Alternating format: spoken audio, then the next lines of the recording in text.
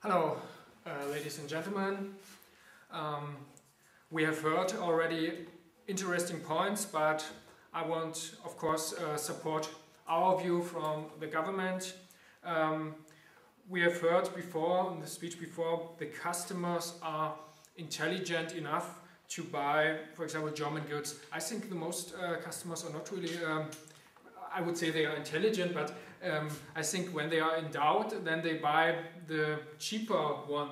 And so we have to help our industry, we have to support them. And so I think when the customers, when they have the choice to buy the very cheap Chinese good or the more expensive German goods, they would buy the Chinese goods. So we have to protect our industries, and that's what we want with our measure to protect our goods and EU protection against China.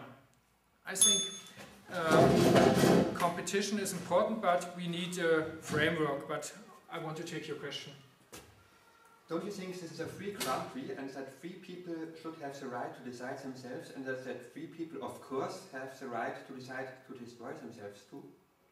Yes, it's a free country, people can decide by themselves, but all in all, you have to see the conditions. We are not all on the same level. China is on, for example, on a much lower level, and so there you can't compare the conditions exactly. And so, of course, the people have the free decision and everything, but when we see, of course, especially the working conditions and everything, so the level in Europe and in China is so, there's such a huge gap, and so I think we have to consider this. And so that's why we want to have a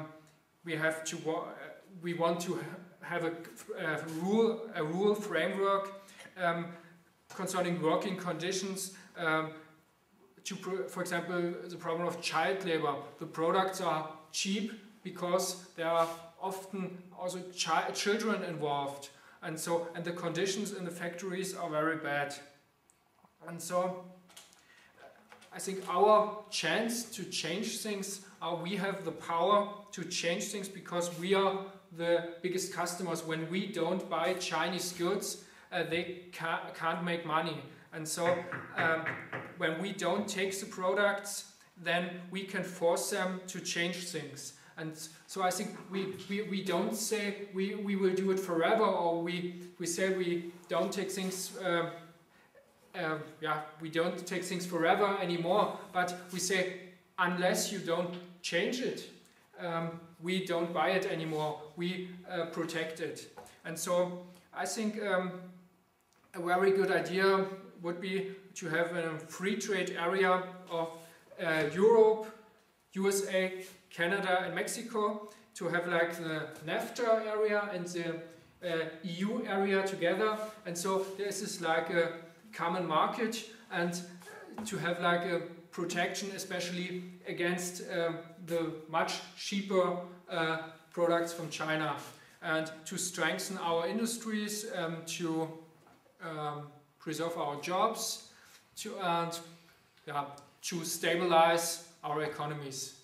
You want to preserve our jobs, but you said there is no clothes industry in Germany. So what's about other products than toys and clothes, like steel, automobiles, Technik, everything else? You just talked about clothes and toys. What's with the rest? Especially we talked about clothes and toys. I think for the rest it would be also necessary to have not to ban them, but to be on the same level, to have like tariffs, that the industries are on the same level, that our industries are also competitive, and so that they have a chance to strengthen our industries and to preserve our jobs. And so I think this free trade area can help, because the conditions are not, maybe in Mexico a little bit lower, but all in all when we see Canada, USA and Europe area, then it's all in all similar. And so I think we should take the chance and follow our proposition. We think when we want to have a positive impact on China, then we can do it because we are the consumers of their goods, and so we have a chance to change also their country to a better future. And so I think it makes sense to follow our proposition, and yeah, thank you for listening.